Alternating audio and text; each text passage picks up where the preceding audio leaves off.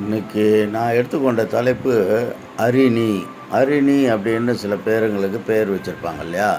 இப்போ அரிணி அப்படின்னா எல்லாரும் அரிணி அரிணின்னு கூப்பிட்டுட்டு போயிடுவாங்க. ஆனால் அரிணி அப்படின்றது அதனுடைய முழு விளக்கம் யாருக்காவது தெரியுமான்னா தெரியாதுன்னு தான் நினைக்கிறேன். ஏன்னா அந்த அரிணி அப்படின்றது அழகை குறிக்கிறது.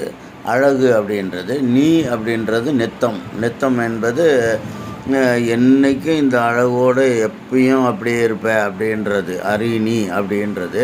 நீன்றது பவானி அப்படின்னு சொல்கிறாங்கன்னா இந்த நீன்ற வார்த்தையெல்லாம் நித்தத்தை குறிக்கிறது. நித்தன்றது லைஃப் லாங், லாஸ்ட் லாங்கு, இருக்கிற வரைக்கும், கடைசி வரைக்கும் உனக்கு இந்த பலம் இருக்கும், இந்த பவர் இருக்கும், இந்த அழகு இருக்கும் அப்படின்னு.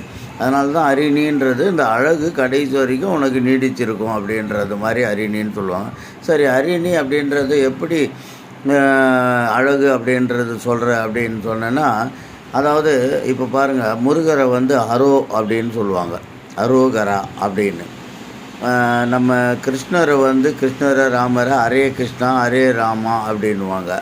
நம்மளுடைய சிவனை ஹர ஹர ஹர ஹரன்னுவாங்க. இந்த மூணும் ஒரே எழுத்து தான். இதை நான் எப்படி உங்களுக்கே தெரியும், AIOUE என்ற எழுத்தில் தான் நான் மாற்றுவேன். இதை மாற்றும் போது நம்மளுக்கு அதனுடைய உண்மையான விஷயம் தெரிஞ்சிடும். ஆர் அப்படின்றது HAREE. ஆர்ன்றது ஒரு அழகான ஆண்மானை குறிக்கும். ஆண்மான் அப்படின்றது. அப்படின்னும்போது ஹேர்ன்றது HART, ஹார்ட்டு, ஆண்மானை குறிக்கிறது.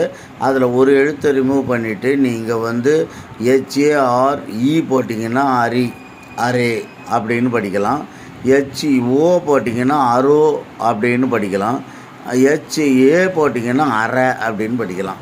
அப்போ ஹர ஹர அப்படின்னா சிவனை அழகான உருவம் உள்ள சிவனே, அழகுக்கு அடையாளமே சிவன் தான் அப்படின்றதுனால தான் ஹர ஹர ஹர ஹர சம அப்படின்னு சொல்கிறது ஈசனை. ஹரே கிருஷ்ணா ஹரே ராமான்னா கிருஷ்ணர் சொல்லவே வேணாம், அவர் அழகில் அவர் மன்மதன் அப்படின்னு சொல்லுவாங்க. அதனால் கிருஷ்ணர் ஹரே அப்படி கிருஷ்ணா, ஹரே கிருஷ்ணா அப்படின்றதும், ஹரே ராமா அப்படின்றதும். ராமா அப்படின்ற வார்த்தையை உங்களுக்கு எப்படி வருது அப்படின்னா, ஹரேன்னா அழகுன்னு சொல்லிட்டேன். ராமா அப்படின்றது ரொமான்டிக்கு. ரொமான்டிக்ன்ற வார்த்தையிலேருந்து 4 எழுத்து தான் ராமா. அந்த 4 எழுத்தை ROMA ரொமான்டிக் அப்படி ரோன்னு படிக்காமல் ROMA ராமா அப்படின்னு படிக்கிறோம். ரொமான்டிக்கு தான் ஸ்டார்ட் பண்ணுறது. இப்போ ஹரின்றது இவர். அரோ அப்படின்றது அதே HAR அப்படின்ற வார்த்தை பக்கத்தில் ஓ போட்டிங்கன்னா அது அரோ, அரோகரா அப்படின்னு. அதாவது முருகன் என்றாலே அழகு, அழகு என்ற சொல்லுக்கு முருகா என்ற பேர் அப்படின்னு சொல்லுவாங்க. அதனால் முருகனுடைய பெண்களை மான்கள் கூப்பிடுவாங்கள்ல, அந்த மான் போல் அப்படின்னு. அதே மாதிரி தான் ஆண்களையும் மான் போல் ஒப்பிடுறது. ஆர்ட்ன்றது மேல் டீர் அப்படின்னு சொல்லக்கூடிய ஒரு அழகான ஆண்மான். இவங்கெல்லாம் கடவுள், ஆண் கடவுள்.